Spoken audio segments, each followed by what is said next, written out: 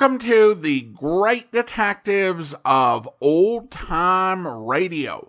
From Boise, Idaho, this is your host, Adam Graham. If you have a comment, email it to me, box13@greatdetectives.net.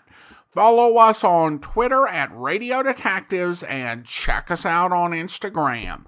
Instagram.com/Great Detectives. I do want to encourage you to check out our other podcast, and in particular, I want to highlight the amazing world of radio, where we are concluding our series of radio adaptations of movies based on radio programs with Sorry, Wrong Number, the Barbara Stanwyck and Burt Lancaster adaptation of the famous Louise Fletcher suspense story, and you can check that out over at amazing.greatdetectives.net tomorrow. Now it's time to get started with this week's Yours Truly Johnny Dollar serial. The original air dates November 7th and November 8th, 1955, and this is the Lorko Diamond Matter Parts 1 and 2.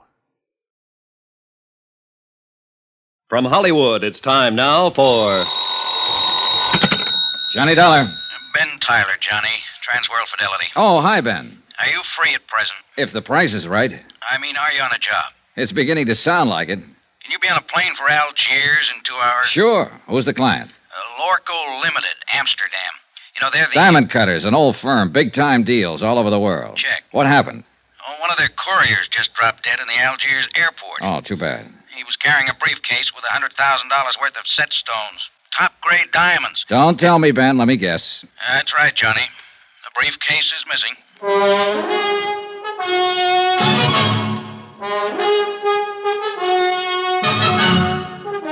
Tonight and every weekday night, Bob Bailey in the transcribed adventures of the man with the action-packed expense account, America's fabulous freelance insurance investigator. Yours truly, Johnny Dollar.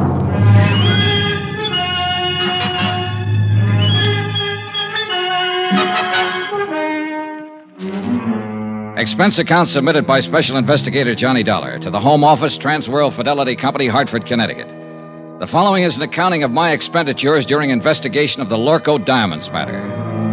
Item 1, $324.60, transportation. A routine plane flight to North Africa and the city of Algiers.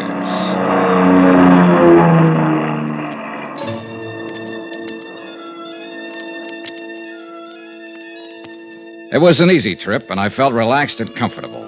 A feeling that was rudely terminated about 10 seconds after I got off the plane. You are Monsieur Dollar, are you not? Yeah, that's right. I am Inspector Marcus of the Algerian Customs Police. Oh, how are you, Inspector? Oh, quite well, monsieur, and vastly reassured now that you have arrived on the scene of the crime. Oh? You see, I have implicit faith in special investigators. I have encountered them in the past, so I have no doubt, but this little affair will prove most simple to you, monsieur. I see. I feel that in a mere matter of hours, voila, you will produce the guilty culprit like un lapin out of a chapeau. Inspector, I'm beginning to feel a cold wind from the north. That's odd for this time of year, isn't it? A mere passing breeze, monsieur. I shall now assume my official attitude. And that is? Extreme courtesy, complete cooperation, and the devoted service of my meager talents. On orders, you understand, from my superiors in Paris. And now, monsieur, if you will accompany me to my office. Delighted to. After you, Alphonse. My name is Pierre. Oh, sorry. Just a whimsy. Oh, yes, I know. I have heard the joke. Both jokes. Uh-huh. This way, monsieur. A man from the local diamond firm is waiting for us, a special representative, so he informs me. And so, since you yourself are a special investigator, I could perceive a certain advantage in letting him give you the facts, as I believe you say it in the States. Tie our tails together, sit back, and watch the fur fly, is that it? Well, he is a trifle excitable, but your metaphor, however, escapes me. Oh, I doubt that, Inspector Marcus. In fact, I doubt if much of anything escapes you. You are too kind. Except, of course, $100,000 worth of diamonds. I spoke too hastily. Vanished, disappeared, right under your nose. Well, but there were extenuating circumstances. Oh, I'll bet there were. Tell me something confidentially. Did your superiors in Paris really blow their tops? Monsieur Dollar, if I may borrow one of your more colorful expressions, they said I had probably goofed.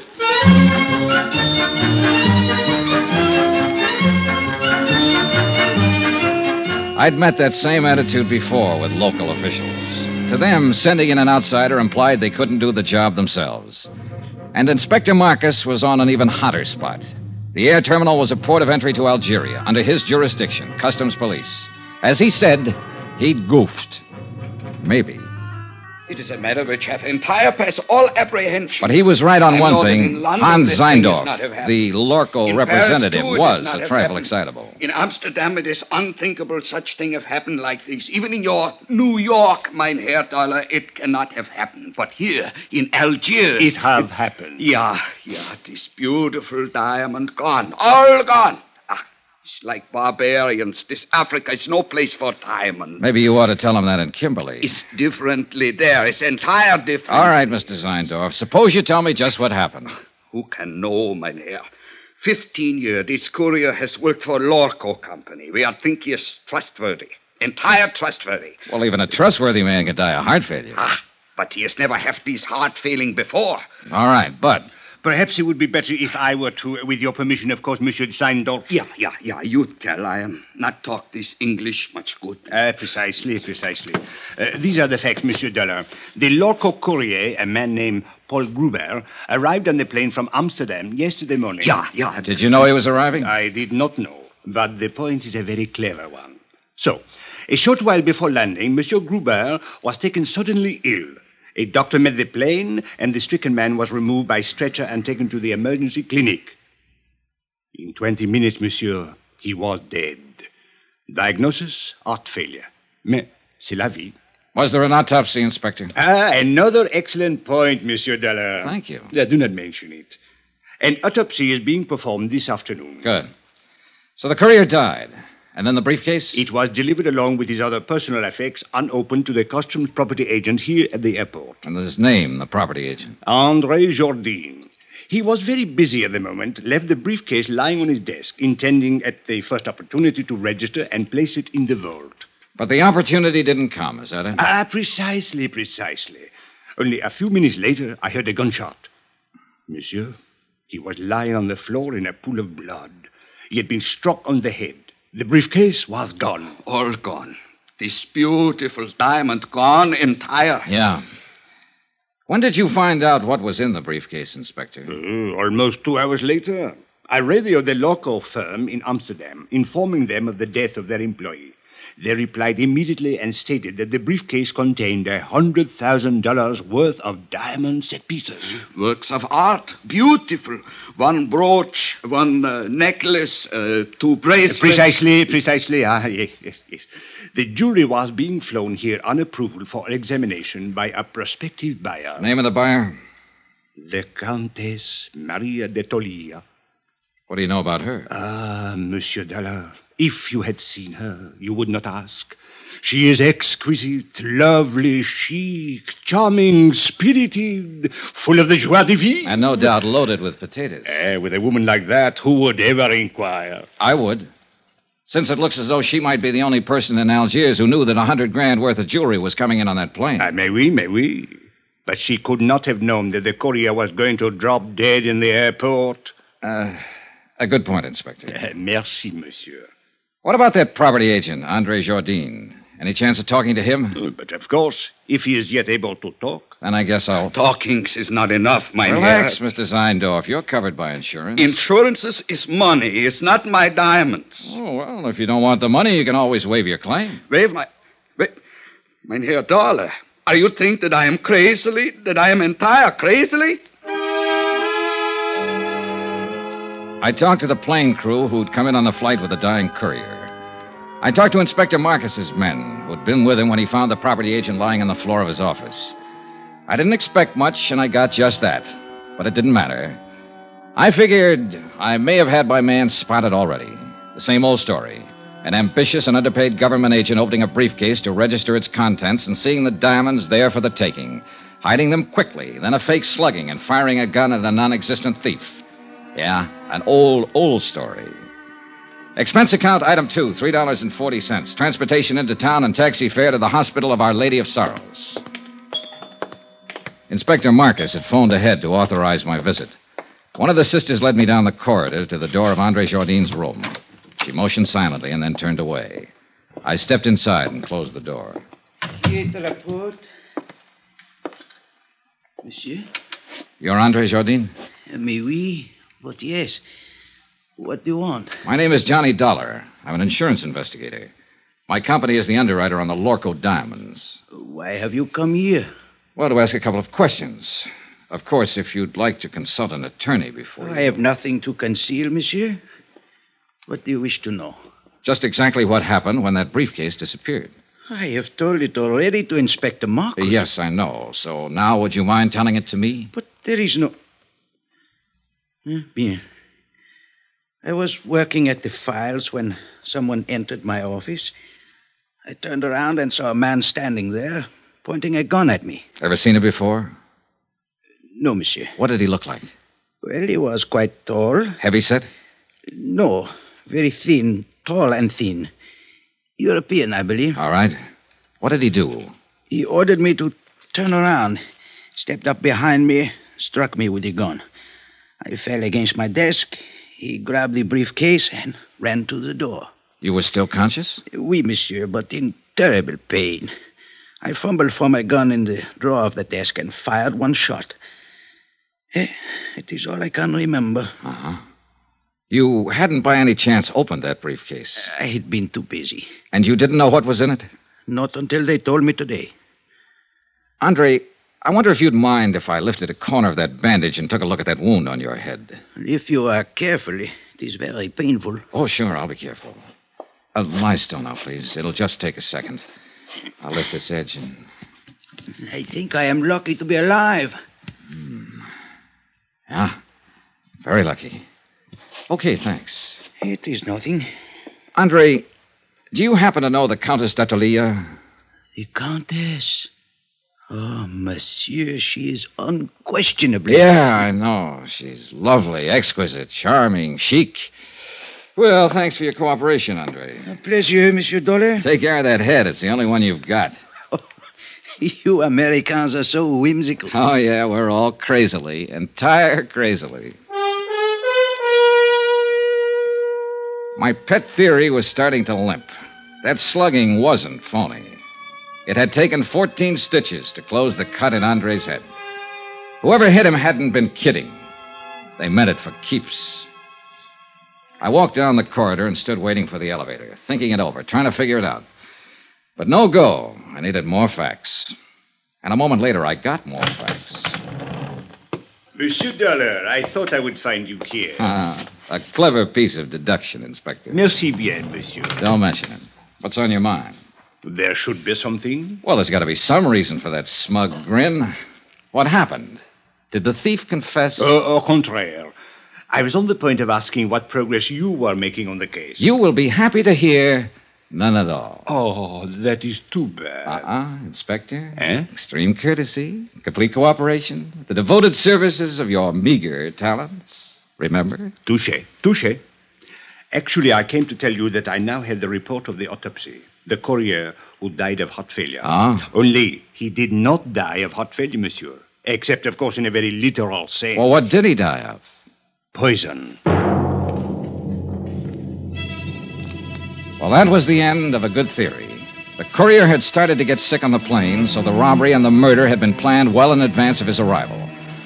By somebody who'd known he was bringing in diamonds. And so far, only one person fit the bill.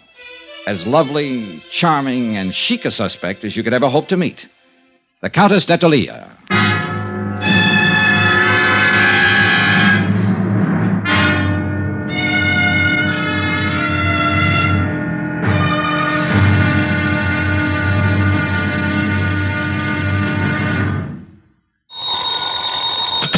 Johnny Dollar.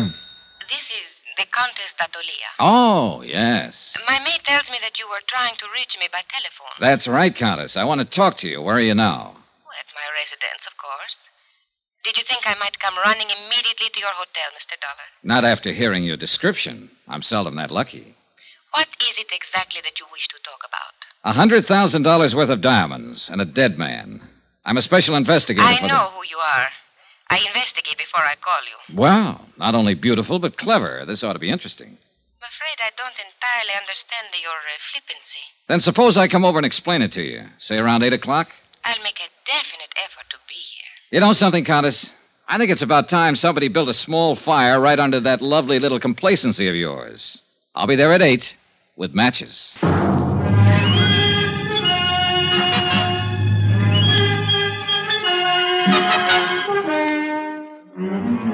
From Special Investigator Johnny Dollar, location Algiers, North Africa, to the Home Office, Transworld Fidelity Company, Hartford, Connecticut. Assignment, the Lorko Diamonds matter. Expense account continued. Item 4, $6.80, dinner and appetizers. I'm never any good trying to spar with a lovely female suspect on an empty stomach. I was finishing up on black Algerian coffee and white Algerian brandy when a slightly green-eyed Algerian police inspector sauntered up to my table. Mon Dieu, Monsieur Dollar. You special investigators really do live well. In the lap of luxury. Pull up a chair, Inspector. Join me in a sarsaparilla? It is on your expense account? Be my guest. Merci, monsieur. Bon, my favorite brand. Help yourself. Merci. Anything new? Nothing at all. A complete impasse. Allez, votre santé. Mm-hmm. What about the man who sat next to that courier on the plane? Find out anything about him? I'm still working on it, which is to say, of course, my men are working on it. You police inspectors really do live well. I have to do my own legwork. But the glory, Monsieur Dollar. To come into a mysterious affair which has all the local police baffled, and to solve it immediately in one brilliant feat of deduction, to leave everyone gasping with admiration, to make one's exit to the sound of great applause. Not so fast, Inspector. I'm still back there with that brilliant feat of deduction. You have not yet found the solution? Just on the verge. Then I will drink to your success. With your brandy, of course, and with your permission. Go ahead, drink up a storm. But I'm afraid I'll have to leave you pretty soon, but you can still go ahead. No, monsieur. I suggest you change your plans. You will learn nothing which has any bearing on this matter. Which plan do you mean? That of questioning the Countess d'Algiers. Now, who found that out? As a matter of fact, she phoned me and inquired about you. Oh, so that's how she investigated me. Went straight to headquarters. Mais oui. Remarkable woman. Talented, beautiful. Et cetera, and so on. And along with it, it's 9 to 1. She's in it right up to her pretty neck. No. She is really not the type. This is an excellent brandy, monsieur. An Algerian brand, I notice. All right, Inspector. Let's bypass the byplay and lay him out face up. I think I prefer it to cognac. I don't know how she does it, but she's got you hypnotized. Just mention of her name and you go into a tailspin. Every cockeyed one of you. Exquisite. Lovely. Maybe so, but in my book, she's a real suspect. Elucidate, monsieur. Well, it's simple enough. She's the only person in Algiers, that we're sure of at least, who knew that a shipment of diamonds was coming in on that plane. Why? Because she's the one who ordered them. Monsieur, it is even simpler.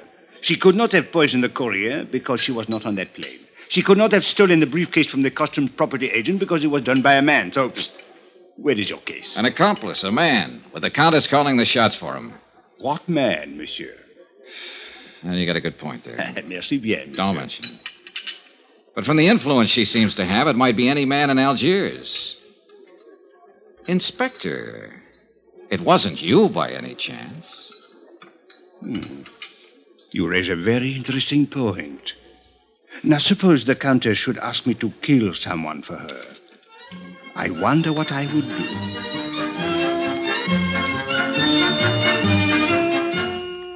A page boy came into the dining room looking for me. I followed him out and took the phone call in the hotel lobby. It was the American consulate with some information I'd asked for them earlier. I hung up finally and looked at my watch. I was already late for my appointment with the Countess. So I walked out the door of the hotel and flagged a taxi to the apartment of the Countess d'Algiers. She lived in the swank genteel Bois de Louet, a residential district favored by top government officials and wealthy French businessmen. But the building she lived in was a little frayed around the edges, and the maid she'd mentioned was nowhere in sight. The pieces were starting to fit together. Good evening, Mr. Dollar. Countess? Since you are here, won't you come in? Thanks. This way, please. I'm rather surprised that you came. I was really not expecting you. Yes, I know. Did Inspector Marcus find you? Look, suppose we get it straight right now. You seem to have a lot of influence with the inspector, and probably with his superiors, too, from what I hear. Sit down, Mr. Dollar. Thanks. Well, do we play cat and mouse for a while, or do you want to give up right now, hand them over, and, as they say, throw yourself on the mercy of the court? I would like a cigarette. You could always claim that you fell in with evil companions, or that a man led you astray. They're in the box there by your elbow. A tall, thin man, for instance, with his collar turned up and his hat pulled down, carrying a gun when last seen after slugging a customs agent at the Algiers airport. Mr. Dollar, are you opposed to smoking on moral grounds? No, but I'm opposed to murder. Have a cigarette? Thank you. Light? Is there any other way of smoking them? Mr. Dollar, I expected you to come here and be annoying, but I didn't know you were going to be insulting as well. That's just my mean personality. You seem to be under the ridiculous impression that I actually had something to do with this crime. I think you had plenty to do with it. A sort of arch criminal, perhaps? Or what is it you call them in the States? Big shot? Oh, Countess, you're a scream. I'll bet that courier died laughing. If you have a reason for these opinions, or believe you have a reason, I think you'd better tell me about it. Otherwise, good night. Oh, I have more than one reason. In the first place, I'm not certain that anyone besides you even knew the diamonds were being sent here. Except for the Lorko company, of course, and they wouldn't be likely to advertise it. Mr. Dollar, all of my friends and most of my acquaintances have known for 3 weeks that I'd ordered that jewelry. Oh? Well, I have a copy here of a letter that was sent to you by registered airmail from the Lorko company in Amsterdam a week ago today. According to post office records, you received it 2 days later. Remember it? Yes, I remember. It states the name, flight number, and time of arrival of that courier who was murdered. I said I remember. And it cautions you specifically not to give that information to anybody. So even if other people did know, you're the only one who knew the exact time the diamonds were coming in and exactly who was bringing them. All right. Perhaps I am at fault in a way. There was a cocktail party at the government club the same evening I got the letter. I forgot it for a moment and told someone about it. Who? Just a girl I happened to be talking What's to. her name? It doesn't matter. She was just stopping over on a world cruise. Anybody else hear you? I don't know. The place was packed. Government men, business people, Army, Navy officers. Anyone might have heard. Uh-huh. Was Inspector Marcus at the party by any chance? Yes, I spoke with him during the evening. Mr. Dollar, I'll admit I was wrong, but there is hardly grounds for... All right, let's get to point 3. The Countess Maria d'Atalia, Italian by birth, title inherited, old family. Goes back through one line, in fact, to Lucretia Borgia. I did not poison the courier. Your family estates were confiscated by Mussolini. Family migrated to Bizerte, and then to Lisbon for 3 years. You left them there and went on to London. Since the war, you've lived in Paris, on the Riviera, back to London, Mallorca, and finally here. Have you been following me, Mr. Dollar? The consulate was pretty thorough. Anyway, you're well known in the international set, accepted everywhere, and apparently able to get along fine on your title and your looks. It is not very pleasant to be dissected while one is still alive. As a matter of fact, you're flat broke. You've been living on credit for the last 4 months. I think you have gone about far enough. And yet 3 weeks ago, you ordered $100,000 worth of jewelry sent to you on approval. How did you plan to pay for it? Get out. Or did you know you wouldn't have to pay for it because it was never going to be delivered? Get out of here. I don't have to listen to this. I don't have to answer your insulting questions. My private affairs are my own concern. So the ice finally melted, and now you're going to blow your top. Get out, or so help me, I'll kill you. You mean me, too? You... Oh, no, hey, put that down. Don't throw that. Why, you little devil. Stay back. Let go of me. Settle down, then, and stop throwing things. I will do as I please. It is my house. So proud. Oh, good Lord. A woman who can even cry beautifully. Leave me alone. Oh, you're unbelievable, baby. The boys were right. You're everything they said you were. Oh, it's too bad. Go away. All right. But before I do... What are you going... No, don't.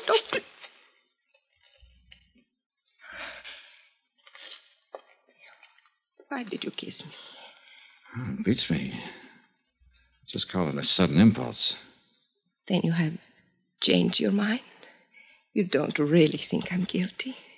Oh, honey, I still think you're in this up to your ears.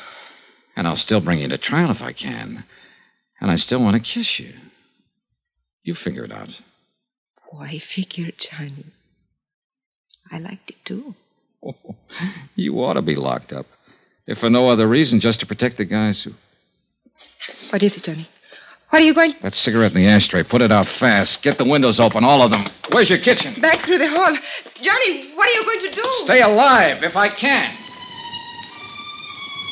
It was gas fumes, one of the bottled gases they use for cooking in the higher-priced apartment districts.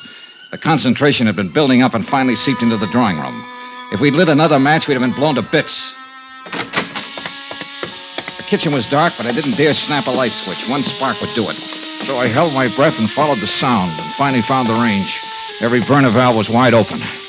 I could vaguely make out a glass-pane door opening onto a terrace. I grabbed a breath of air and moved toward another door that looked as though it might open into a hall. It didn't. It opened into a closet, and on the closet floor there was a body.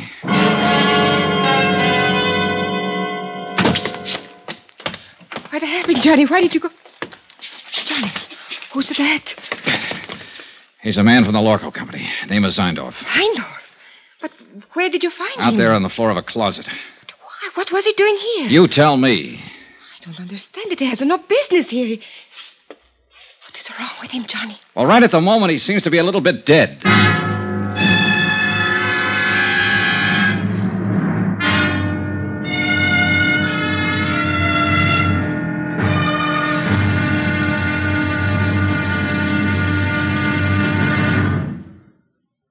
There'll be another intriguing episode in our story of the Lorko Diamonds matter tomorrow. Tomorrow, a desperate fight in an Algiers alley, a killer is named, and a lovely lady confesses her shame. Join us, won't you? Yours truly, Johnny Dollar.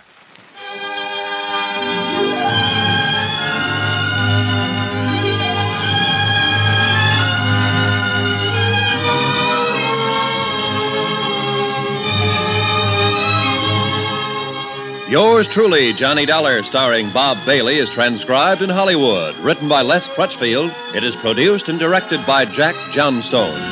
Be sure to join us tomorrow night, same time and station, for the next exciting episode of Yours truly, Johnny Dollar. Roy Rowan speaking.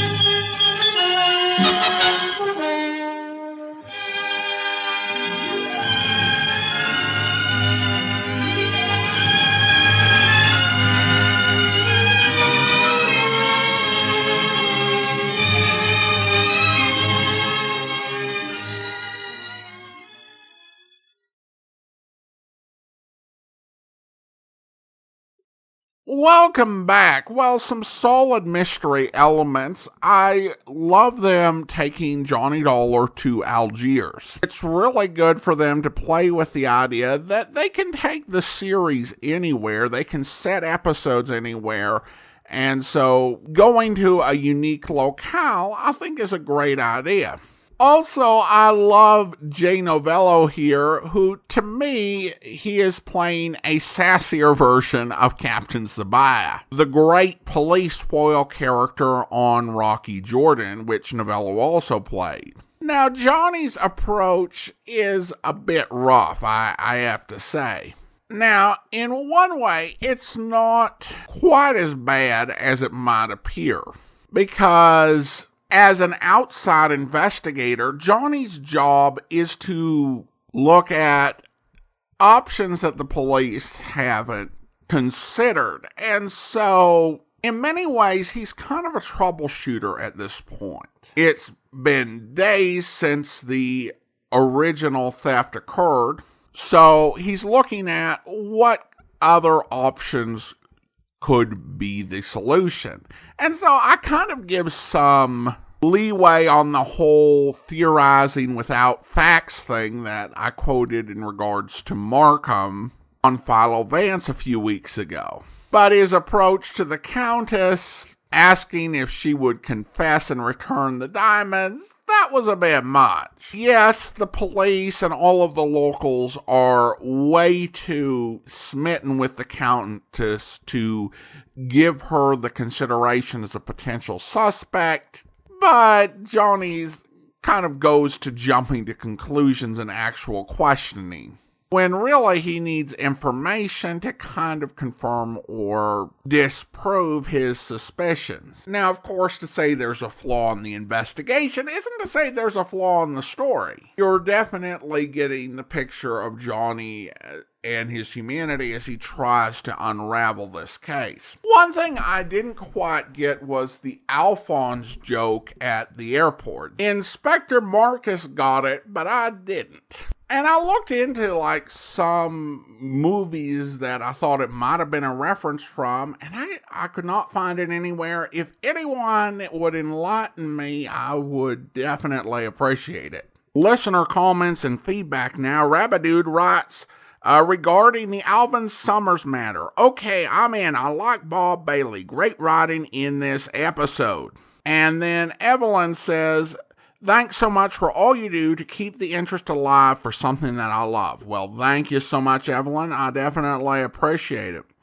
All right, well, now it's time to thank our Patreon supporter of the day. Thank you to Doug, Patreon supporter since October 2016, currently supporting the program at the Detective Sergeant level of $7.14 or more per month. Thank you so much for your support, Doug. And that will do it for today. If you are enjoying this podcast, be sure to follow it using your favorite podcast software. And if you are enjoying us, please be sure to rate and review us wherever you're downloading us from. We will be back on Friday with the conclusion of the Lorko Diamond matter, but join us back here tomorrow for Dangerous Assignment where... What? The notorious jewel thief. Yeah. I see the news travels fast, Sari. I believe the police are quite anxious to find him. I don't doubt it. So, I understand now why you wish to escape from this country. Look, I'm trying to find Corvell. That jewel business was a frame. Oh, too bad. What's too bad? You would make such a nice jewel thief. It gives you color. Oh, color yet. I like you, Stephen. I think you're peachy, too. Now let's get going, huh? Oh, very well. Come on. Here is my car. We will drive as far as the border. Okay. What happens then? Well, when I get you across the border, one of my men will take you the rest of the way.